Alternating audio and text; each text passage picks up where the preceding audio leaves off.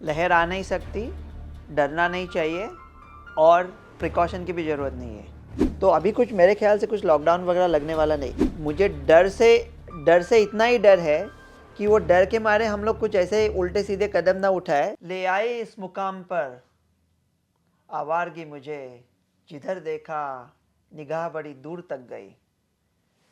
दूर तक का तो पता नहीं, लेकिन आज मैं न्यूज़ तक पे हूँ। मेरा नाम डॉक्टर अभी गोडसे है। नाम तो सुना होगा, नहीं सुना है तो आपकी गलती नहीं है। कोविड नहीं होगा आपके एरिया में। मेरे साथ है निधि जी। मैं आरोग्य पे बात करूँगा। निधि यहाँ पे है, तो आपके सामने आरोग्य निधि मौजूद है। जो सवाल है आपके वो निधि मैडम मुझे पूछ लेगी, और कोई भी सवाल हो पूछ लो, कोई दिक्कत नहीं है। ये दावा नहीं करता कि जवाब दे पाऊंगा, लेकिन सवाल कुछ भी पूछो, फर्क नहीं पड़ता। जी, तो चलिए, बहुत खूबसूरत। अपना इंट्रोडक्शन की जरूरत नहीं थी वैसे रवि गोडसे जी को, लेकिन बहुत बहुत स्वागत है आपका न्यूज तक पर। और क्योंकि कोरोना को लेकर काफी सवाल लोगों के मन में रहते हैं, और अब नए वेरिएंट के नाम आ जाते हैं। लोगों को देखिए, लेमैन को समझ नहीं आता कि ये वेरिएंट क्या है, क्या कर सकते हैं, क्या नहीं कर सकते। BF7 की बात हुई, XBB वेरिएंट जो है वो US में वहां केसेस आ रहे हैं। तो क्या भारत को एक नई कोरोना लहर से डरना चाहिए? क्या कोई नई कोरोना की लहर आ सकती है? लहर आ नहीं सकती, डरना नहीं चाहिए और प्रिकॉशन की भी ज़रूरत नहीं है। मतलब एक साल सब लोग एक्सपर्ट बोल रहे हैं कि लहर नहीं आ रही है, तो फिर प्रिकॉशन लेके करोगे क्या? कि मतलब सोशल डिस्टेंसिंग ला दिए, मैरिज सीजन का बैंड बजा दिया, क्यों करना है ये सब? लहर नहीं आएगी। अब भारत का प्रोटेक्शन बहुत अच्छा है, डबल प्रोटेक्शन है, वैक्सीन भी है, नैसर्गिक डिसीज भी हुआ था। जो सावधानी बरतने की, कौन डॉक्टर कहेगा कि सावधानी मत बरताओ, लेकिन मतलब सावधानी उसको कुछ मीनिंग भी होना चाहिए ना। आप जैसे नॉर्मल लोग हैं, अपनी ज़िंदगी जी लो। अगर केसेस आएंगे, मैं क्या कह रहा हूँ लोगों को, अगर लोग बुखार के वजह से अस्पताल जाने लगे तो वेरिएंट ढूंढो। अगर पेशेंट है तो वेरिएंट ढूंढो। न्यूज़ है इसलिए पेशेंट मत ढूंढो, ठीक है? तो कोई डरने की बात नहीं है, सुकून से रहे। और वो जो वेरिएंट है, अभी परसों BF7 पे डांस चल रहा था, अभी अचानक XBB आ गया, तो BF7 का पट्टा XBB ने काट दिया। तो ये जो गुंडे हैं वो आपस में एनकाउंटर कर रहे हैं। हम उनमें ना पड़े तो अच्छा है, हम अपनी ज़िंदगी जी लेंगे। मेरा एक दोस्त है, बेचारा अंग्रेजी भी नहीं जानता। वो बोलता है, क्या मुझे पूरे अंग्रेजी के अल्फ़ाबेट 26 पढ़ाओगे क्या? BF7 XBB, ये क्या ख़त्म ही नहीं होता? कब ख़त्म होगा? ये हो चुका है। मैंने भविष्यवाणी की थी कि 1 जुलाई 2021 को पैंडेमिक खत्म होके एंडेमिक चालू हो गया। बाकी अभी थोड़े केसेस रहेंगे, वो थोड़े, इतनी बड़ी आबादी का देश है, अभी अपना लाइफ सिर्फ चालू रखो। लेकिन क्या है ना, चाइना में जो माहौल बन रहा है उससे डर गए हैं लोग। डरना चाहिए या नहीं, या डर से डरना चाहिए? डरना चाहिए नहीं, मुझे डर से इतना ही डर है कि वो डर के मारे हम लोग कुछ ऐसे उल्टे सीधे कदम ना उठाए जिससे हमारे इकोनॉमी पे आ जाए।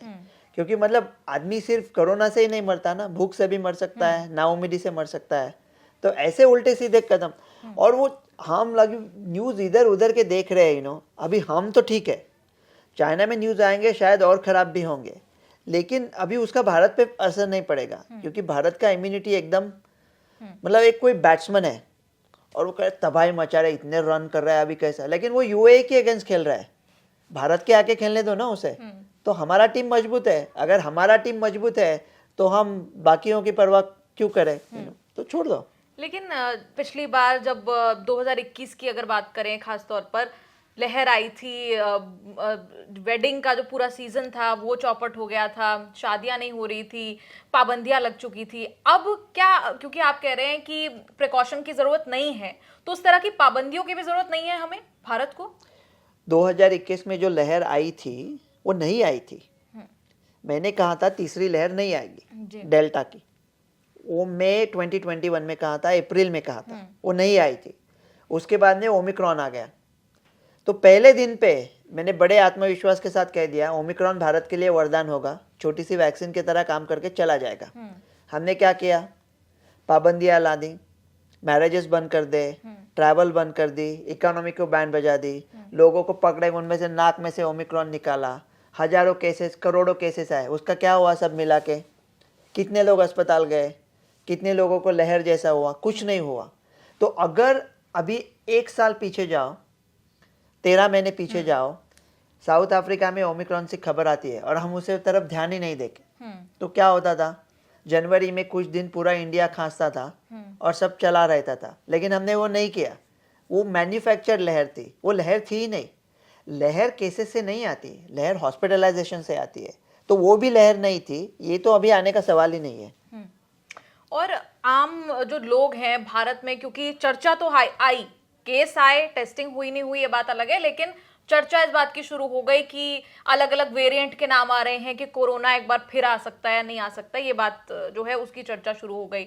अब लोग पूछ रहे हैं कि हम बाहर तो जाते हैं क्योंकि आम जिंदगी, हमारी जिंदगी तो रुक नहीं रही है यहाँ पर, तो मास्क पहन कर जाना चाहिए या नहीं जाना चाहिए? अभी डॉक्टर हो के मास्क के खिलाफ बोलना मुश्किल है। मेरा मानना इतना ही है कि अगर कोई हाई रिस्क है कि जिसको कोरोना हो, ये ओमिक्रॉन मामूली है, ओमिक्रॉन से हॉस्पिटल जाने का चांस कम है। जिसने टीका लिया है उसको और कम है, जिसने टीका लिया है जिसको ओमिक्रॉन हुआ है जैसे कि पूरा इंडिया था, उनको और भी कम है। तो इतना सब कम चांस में फिर भी जो हाई रिस्क है उनमें से थोड़े लोग अस्पताल जा सकते हैं। अगर ये कुछ होने वाला नहीं है इंडिया में, लेकिन अगर उनको खुद को बचाना है वो मास्क डालें, उनके नज़दीक आप मास्क डालो, डॉक्टर मास्क डाले क्योंकि पता नहीं कौन सा पेशेंट इम्यूनोसप्रेस्ड है, लेकिन बाकी के लोग मास्क डाल के अभी कुछ फ़ायदा नहीं है क्योंकि उसे रोक नहीं सकते। ये जो अभी कुछ है BF7 या XBB जो भी चल रहा है, यू नो, B.Q.1 B.Q.1.1 वो जो चल रहा है वो कोरोना से, ओरिजिनल कोरोना से कई गुना ज़्यादा संसर्गजन्य है। कोरोना को नहीं रोक पाए थे, इससे कैसा रोक पाएंगे? तो अगर रोक नहीं पा रहे हैं तो हम लोग ये मास्क डाल के कुछ एक दूसरे को, मतलब पुलिस आपको 500 रुपए का ये करेगी, इसके डर से अगर जो पुलिस सामने आते तब मास्क डाला, बाकी सब निकाल दिया, वो मास्क फेंक रहे हैं, हजारों करोड़ों मास्क से एनवायरनमेंट डूब रहा है। वो क्या हो गया, प्लास्टिक के थैले पे ये करते थे, मास्क का कुछ ये नहीं, एनवायरनमेंट, ग्रीन हाउस गैसेज जी वो कुछ नहीं, बाकी मास्क डालो मास्क डालो। मतलब इसका साइंस का भी कुछ तरीका होता है। ये मास्क की आखिरी स्टडी आई थी फेब 2022 में, तो उसको आके भी 11 महीना हो गया और उन्होंने कहा था मास्क अच्छी तरह से पहने हैं N95 मास्क। आप एक भी इंसान को जानती है जो N95 मास्क अच्छी तरह से पहनता है? कोई भी नहीं पहनता। तो अगर एनीवे कोई पहनने वाला नहीं है, पहनता नहीं है, ना कभी पहना था और अभी कुछ का फायदा नहीं है, तो अभी मास्क क्यों पहने? क्या होता है ना, कभी कभी ये जो लोग कंट्रोल में है उनको ऐसा दिखाना होता कि वो कुछ कर रहे हैं, तो उनके लिए activity is their substitute for achievement. तो हासिल कुछ नहीं होता, लेकिन ये कर रहे हैं वो कर रहे हैं वो दिखाने के लिए। तो मेरे ख्याल से अभी मास्क का कोई यूज नहीं है। लेकिन जैसे सरकार है अपनी तरफ से कुछ ना कुछ कदम जो है वो उठाती है, ऐसे जगह जगह पर खासतौर पर ट्रैवल को लेकर RT-PCR जो है वो मैंडेटरी कर दी गए हैं, उसकी भी जरूरत है या नहीं है आपके मुताबिक? अगर ये पैंडेमिक में ये ओमिक्रॉन वेरिएंट अगर जो एक जगह पे है सब जगह पे है, मतलब वो एक बूंद की तरह है, इशरत एक कतरा है दरिया में फना हो जाना, दर्द का हद से गुजर जाना है दवा हो जाना। हमारा दवा हो गया, वो अगर एक बूंद पड़ता है वो पूरे सागर की तरह है, वो फैला है। अभी किधर कौन किसको रोकेगा? वो रोकना असंभव है। अगर आप उसका टेस्टिंग चालू करते हैं, इसका मतलब 2 महीने पहले वो फैलना चालू हुआ था, तो मतलब आप गब्बर सिंह को चेक कर रहे हैं कि उसके पास तलवार है क्या? कब? जब वो ठाकुर बलदेव सिंह के हाथ काट के निकला है। उसने जो खराब करना था वो ऑलरेडी कर दिया, अभी उसको तलवार के लिए चेक करके क्या फायदा है? कुछ फायदा नहीं है। आपने कहा कि भारत में कुछ ज्यादा स्थिति बदलने वाली यहाँ से है नहीं, यानी कि कोई पाबंदियां हो या वो सरकार का, देखो मैं वो मास्क जो मैं कह रहा हूँ वो दोस्त की हैसियत से कह रहा हूँ। मैं अगर आप मुझे मेडिकल कंसल्टेशन तो US आ जाओ, और जो आपके लोकल गवर्नमेंट के नियम है उन नियमों का आप पालन करते रहे। जो भी नियम है उनका पालन करें। मैं ऐसा नहीं कह रहा हूँ कि नियम तोड़ो, वैसा एनीवे कौन पालन, मैं नहीं कह रहा हूँ नियम तोड़ो, लेकिन मैं ये कह रहा हूँ ये नियम शायद गलत है। शायद क्यों गलत ही है। अच्छा, कई जो लोग हैं, क्योंकि लोगों के सवाल आए, लोगों को पता लगा कि आप आ रहे हैं न्यूज़ तक पर, तो सवाल जो हैं बहुत सारे पूछे गए हैं। ये पूछा गया कि भारत में जो स्थिति अब बनती दिखाई दे रही है, क्या उसमें लॉकडाउन लगने की कोई संभावना नजर आती है इस साल या आने वाले वक्त में? ये तो सरकार का डिसीजन है, संभावना नहीं लगती और लगनी भी नहीं चाहिए। आप कभी बचपन में, जिसको हिंदी में क्या बोलते हैं, मैं मराठी हूँ तो जी। हिंदी में हाइड एंड सीक को लुका छिपी खेलते हैं, लुका छिपी क्या बोलते हैं उसके? हाँ जी। अगर हम लोग लुका छिपी खेल रहे हैं, हाँ, हम्म आप और मैं, आरोग्य और निधि लुका छिपी खेल रहे हैं और हम दोनों छिपे हैं, हम्म तो ये गेम कभी खत्म ही नहीं होगा ना। तो हम कितना दिन छिपोगे, हम कितना दिन ऐसे न मुंह झुका के जियो न सर झुका के जियो, वो है ना, कितना दिन ऐसा चलेगा। और छुप के भी क्या फायदा है, फायदा तो कुछ है नहीं, तो अभी कुछ मेरे ख्याल से कुछ लॉकडाउन वगैरह लगने वाला नहीं। ऐसा वेरिएंट किसी दूसरे देश में आ भी जाता है कि जो आतंक मचा रहे, तभी भी लॉकडाउन लगा कि अभी कुछ फायदा नहीं है मेरे ख्याल से। क्योंकि हमने जाना है कि अगर किसी लॉकडाउन में बच्चे स्कूल नहीं गए, वो बच्चों का डेवलपमेंट भी देखना पड़ता है। अगर उन्हें निराशा की बीमारी हो गई तो वो बीमारी 40 साल चलेगी। तो क्या सिर्फ कोविड से बचना है और बाकी निराशा विराशा कुछ देखना नहीं है? जी। अच्छा, एक सवाल लोग ये भी पूछते हैं कि कोविड की लहर आएगी नहीं आएगी ये बात अलग है, लेकिन क्या कोविड भारत से एकदम मिट जाएगा, खत्म हो जाएगा? क्या ऐसा वक्त आएगा कभी? नहीं, वो एंडेमिक हो गया। मतलब वो हमें, वो जैसा डिज्नी मूवीज में होता है ना, जी। And they lived happily ever after, जैसा अभी भारत में आ गया है तो रहेगा हमेशा। लेकिन वो आपको मारना बंद कर दे तो आपको फर्क नहीं पड़ता कि वो है। मतलब अभी तो आपको किसी ने कहा कि आपके घर में शेर आया है, तो आप शेर को ढूंढ रहे, इधर उधर गया, बेड नीचे कबर्ड खेल, अलमारी खोल के देखा कि शेर है क्या, शेर मिल ही नहीं रहा है। बाद में आपको बेड के नीचे एक शेर छोटा सा बैठा है और बिल्ली की तरह वो आपको दूध की भीख मांग रहा है। तो वो शेर है ही नहीं ना। अगर शेर होता तो आपको काटता। अगर ऐसा कुछ आतंक नहीं मचा रहा है तो हम उसको ढूंढ क्यों रहे? उसको रहने दो बिल्ली की तरह, तो फर्क नहीं पड़ता। रहेगा, थोड़े केसेस आएंगे बीच बीच में, दुर्भाग्यता से बहुत ही कम चांस है, लेकिन जो इम्यूनोसप्रेस लोग में, उनमें से जिन्होंने टीके लिए हैं उनमें से कोई मर भी सकता है। पॉसिबल है, बड़ा देश है, बड़ी आबादी, इतने लोग मरते हैं। वैक्सीन लिए है, ओमिक्रॉन हो, इसका मतलब ये नहीं कि BF7 होगा नहीं हो आपको। BF7 होगा, लेकिन वो आपको रोक नहीं सकता, आप उसे रोक नहीं सकते। तो अगर दोनों एक दूसरे को रोक नहीं सकते तो चलो साथ में, क्या हर्ज क्या है?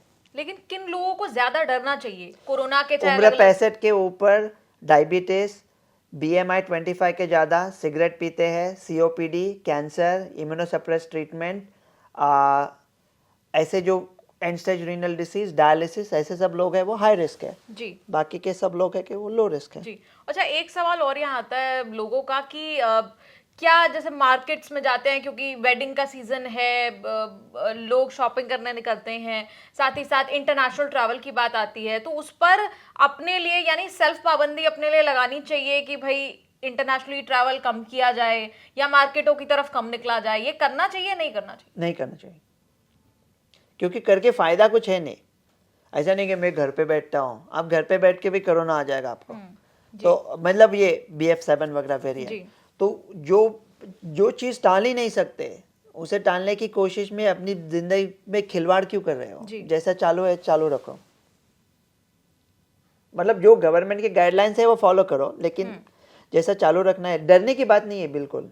अच्छा, एक सवाल और यहाँ पर आता है कि जिन लोगों ने अब तक बूस्टर शॉट नहीं लिया है, क्या उन्हें जरूरी लगवा लेना चाहिए? क्योंकि काफी लोगों ने अब तक बूस्टर शॉट नहीं लिया है, क्योंकि वेरिएंट की आप मतलब डिसमिस कर रहे हैं उस बात को, लेकिन चर्चा हो रही है वेरिएंट को लेकर। मैं वेरिएंट्स को डिसमिस नहीं कर रहा हूँ, वेरिएंट्स है, वो वेरिएंट्स आपको कोविड दे सकते हैं, बार बार दे सकते हैं, लेकिन वो आपको अस्पताल नहीं भेजेंगे। वो अगर आपको अस्पताल नहीं भेजेंगे तो आप उनके बारे में ज्यादा सोचना नहीं चाहिए। ये बूस्टर के बारे में मैं इतने बार राय बदल चुका हूँ कि मैं खुद को पता नहीं कि मैंने कब क्या कहा था। जब पहले आया था तो मैंने कहा भारत को डरने की जरूरत नहीं है, सितंबर 2021 में, अपना तो हो गया। दिसंबर 2021 में मैंने कहने चालू कहा था कि बूस्टर ले लो। अप्रैल 2022 में कह रहा था कि अब सब ठीक है, लेकिन बूस्टर लिया तो भी चलेगा और चांसेस बढ़ जाएंगे कि सब ठीक रहे। अभी मैं कह रहा हूँ कि जो लो रिस्क नॉर्मल लोग हैं उन्होंने बूस्टर लिया तो उनको कुछ फर्क पड़ने वाला नहीं है, क्योंकि जो बूस्टर वो लेंगे, कोविशील्ड, कोवैक्सीन, वो ओरिजिनल कोविड के खिलाफ है। तो ओरिजिनल कोविड के खिलाफ के वैक्सीन भी अभी काम करते हैं, आपको सीरियस डिसीज से बचाते हैं। लेकिन आप बूस्टर बोल रहे हो, मतलब उन्होंने पहले 2 शॉट लिए हैं, तो उनका सीरियस डिसीज के अगेंस्ट जो प्रोटेक्शन है वो वैसा ही कायम है, 2 डोज लिए।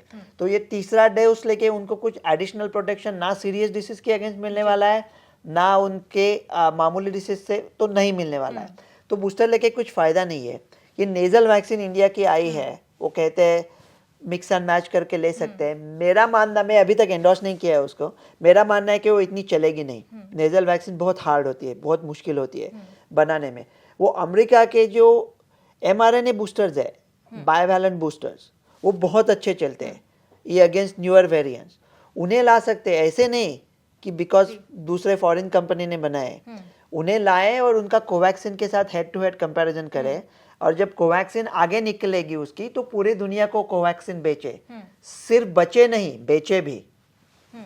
अच्छा, एक सवाल इस बीच ये भी आया क्योंकि कोरोना की जो दूसरी लहर थी उसको 2 साल हो गए, अप्रैल 2021 की बात कर रहे हैं। क्या उस वक्त देश को ज्यादातर लोगों को मिली इम्यूनिटी जो थी वो BF7 वेरिएंट से लड़ने में क्या कारगर है? BF7 आपको हॉस्पिटल नहीं भेजेगा, इसके लिए कारगर है। BF7 आपको हो ही ना, उसके लिए कारगर बिल्कुल नहीं है। इसके बाद बूस्टर डोज को लेकर एक और सवाल है कि वैक्सीन की 2 डोज के बाद, आपने वैसे इस बात का जवाब दे दिया कि बूस्टर डोज लेने की जरूरत है या नहीं है, क्योंकि जैसे मैंने कहा कि ज्यादा लोग जो हैं अब तक काफी लोगों ने नहीं ली है। और ये सवाल इसलिए क्योंकि हमारे दर्शक आपसे पूछ रहे हैं कि क्या वाकई कोरोना के खिलाफ वैक्सीन का देश में हो रहे हार्ट अटैक की मौतों से भी कोई संबंध है? वैक्सीन की वजह से हार्ट अटैक नहीं हो रहे, हार्ट अटैक बढ़े हैं लेकिन वैक्सीन के वजह से नहीं हो रहे। और ऐसा कोई हम पूरा खारिज नहीं कर रहे, अगर कुछ स्टडी आए तो उसको देखेंगे, आराम से देखेंगे, लेकिन ऐसा कुछ अभी तक सामने नहीं आया है कि वैक्सीन की वजह से हुए हैं। किस वजह से हुए हैं हमें पता है, लेकिन वैक्सीन की वजह से डेफिनेटली नहीं हुए हैं। जिन लोगों ने 2 डोज लिए थे, पूरा भारत खांस रहा था, सबको ओमिक्रॉन भी हुआ था, तो ओमिक्रॉन उनके लिए बूस्टर की तरह काम कर गया है। अगर अभी बूस्टर लेना ही है तो बायवैलेंट mRNA बूस्टर ले लो, नहीं तो इंडिया की नेजल वैक्सीन ले लो। मैं उसके ऊपर 1-2 हफ्ते में बात करूंगा कि क्या वो सचमुच का, अदरवाइज बूस्टर का कुछ रोल नहीं है अभी। और क्योंकि वैक्सीन की बात होती है तो लोग कहते हैं कि साइड इफेक्ट इसके होते हैं, तो साइड इफेक्ट क्या उतने घातक हैं इसके? वैक्सीन, कोई भी वैक्सीन देते हो तो आपको लाभ है जी और आपको नुकसान है, तो लाभ नुकसान अनुपात देखा जाता है। जब वैक्सीन पहले आए तो लाभ इतने थे, नुकसान कम थे। दूसरी लहर में जिस आदमी ने 1 डोज भी लिया था कोविशील्ड का, उनमें से कोई अस्पताल नहीं पहुंच रहा था, कितने लोगों की जानें बच गई उसकी वजह से। तो अभी लाभ बहुत कम है, नुकसान भी कम है, तो वो रेशियो अभी इतना फेवरेबल नहीं है। लेकिन फिर भी ऐसा कुछ वैक्सीन के सामने नहीं आया है कि कुछ डेंजरस साइड इफेक्ट होते हैं। और वैक्सीन तो कितने साल से चल रहा है, 1796 से चल रहे हैं, तो तब तक कितनी जानें हर साल 20 लाख लोगों की जान बचती है वैक्सीन की वजह से। मेरा डर ये है कि ये वैक्सीन के बारे में अनाप शनाप बातें कोरोना के ऊपर जो व्हाट्सएप पे चल रही है, उसके डर से अगर पेरेंट्स लोग अपने बच्चों को जो यूजुअल टीके लगते हैं, DTP, polio, hepatitis A, B, rotavirus, Haemophilus influenza B, varicella, MMR, वो सब देना बंद कर दिया तो 15-20 साल में एक हम लोग फिर शो करते रहेंगे कि इतने डिसीज क्यों हो रहे हैं, इतने लोग क्यों मर रहे हैं। तो अभी डर के मारे वो वैक्सीनेशन बंद मत करो प्लीज। जी अच्छा, एक कोरोना, आपने कहा कि कोरोना देश में एंडेमिक बन गया है, यानी कि खत्म नहीं हुआ है, तो ऐसे में उन बूढ़े या बीमार लोगों का क्या होगा? यानी उन्हें आप अपनी तरफ से क्या कहेंगे कि उन्हें क्या कुछ एहतियात बरतने की जरूरत है? उन्हें एहतियात बरतने की, ठीक है, कल मैंने ट्वीट किया था @Dr. Godse Ravi 1 पर, जो मेरा ट्विटर हैंडल है, और ट्वीट ये था कि एहतियात सही है, अगर सही एहतियात है तो एहतियात भी सही होने चाहिए ना। बूढ़ों को जो मैं कहूँगा, हम उन्हें जवान तो नहीं कर सकते, मैं बूढ़ा ये शब्द का इस्तेमाल अच्छा नहीं लगता मुझे, कि जी जिनकी उम्र ज़्यादा है, इसका मतलब वो बूढ़े नहीं है, वो उनके मन के ऊपर है क्या सोचते हैं। तो वो अगर हाई रिस्क है तो वो एहतियात बरता है। अगर उनको मास्क पहनना है तो उनके लिए ठीक है, उनके आप नज़दीक जाते हो, लेकिन ऐसा नहीं कि उनको अलग कर दे पूरे सोसाइटी से, ऐसा नहीं है। और अपनी जो कोविशील्ड है वो बुजुर्गों में ज़्यादा चलती है, ऐसा अभी स्टडीज आएंगे बाद में। अच्छा। तो कोविशील्ड तो बहुत अच्छी नहीं, कोवैक्सिन भी बहुत अच्छी है। तो सीनियर लोगों में, बुजुर्ग लोगों में कोविशील्ड इतनी अच्छी चलती है कि आप पता नहीं कर सकते अगेंस्ट सीरियस डिसीज। दुर्भाग्यता से चाइना के जो वैक्सीन है वो गंभीर बीमारी की तरफ जो चलते हैं वो कोविशील्ड कोवैक्सीन से अबाउट 20% कम है। इसके वजह से चाइना में लोग मर रहे हैं और शायद और भी मरेंगे। तो अगर हम चाइना चाहे तो हम उसे कोविशील्ड भेज सकते हैं, जो भी उनकी मदद कर सकते हैं भारत ने करनी चाहिए जी। इन परिजादों से खुल्द में लेंगे हम इंतकाम, कुदरते हक से अगर यहाँ की मूरे वहाँ हो गए। रंज से खूगर हो गया इंसान तो मिट जाता है रंज, मुश्किलें इतनी पड़ी मुझ पर कि आसान हो गई। वो दूसरी लहर में इतनी मुश्किलें हम पर पड़ी थी, इसके वजह से सब आसान हो गया है। अभी क्या मेरी क्या हैसियत है, मैं आप लोगों को मैसेज दे दूँ। भारतीय करदाताओं ने मुझे पढ़ाया था और उस पढ़ाई के जोर पे ये सब चल रहा है। तो आपकी बहुत बहुत धन्यवाद। मुझे कभी सोचा था कि मौका मिलेगा कि भारतीय करदाताओं की सेवा कर सको, अभी थोड़ी बहुत की है। उम्मीद करता हूँ कि ऐसा कोई वेरिएंट या कोई वायरस बाद में नहीं आएगा कि मेरी सेवा की आपको ज़रूरत पड़े। हम शायद में त्यौहार मनाएंगे। डॉक्टर रवि गोडसे जी। न्यूज़ तक पर। जी गोडसे जी, बहुत बहुत शुक्रिया न्यूज़ तक पर जुड़ने के लिए। उम्मीद करते हैं कि जो तमाम सवाल हैं, कई मिथ्स हैं, वो तोड़ने की हमने कोशिश की है यहाँ पर। और साथ ही साथ आपके कोई भी और सवाल हो तो आप ज़रूर लिख भेजिए। अगली बार जब गोडसे जी एक बार फिर नौबत पड़े ना पड़े वो अलग बात है, लेकिन बात करेंगे जब गोडसे जी से तो आपके सवाल जो भी होंगे एक बार फिर लेंगे। और लेकिन देखिए, न्यूज़ तक के ऑडियंस को बताना चाहूँगा कि अभी देश ने मेरा इतने लिए किया है ना, तो मुझे भी कुछ करना है। तो मैं कुछ ना कुछ प्रॉब्लम ढूंढ निकालूंगा, कुछ ना कुछ प्रॉब्लम। मुझे हेल्प करने की बड़ी शौक है। ओके, तो ऐसा मजाक कर रहा था जी। तो कोई भी सवाल हो, जैसे गोडसे जी ने कह दिया है कि आपके लिए बिल्कुल हाजिर रहेंगे हमेशा। कमेंट्स में अपने सवाल लिखिए और बेझिझक होकर जो भी सवाल हैं वो आप पूछ सकते हैं। और देखते रहिए न्यूज़ तक।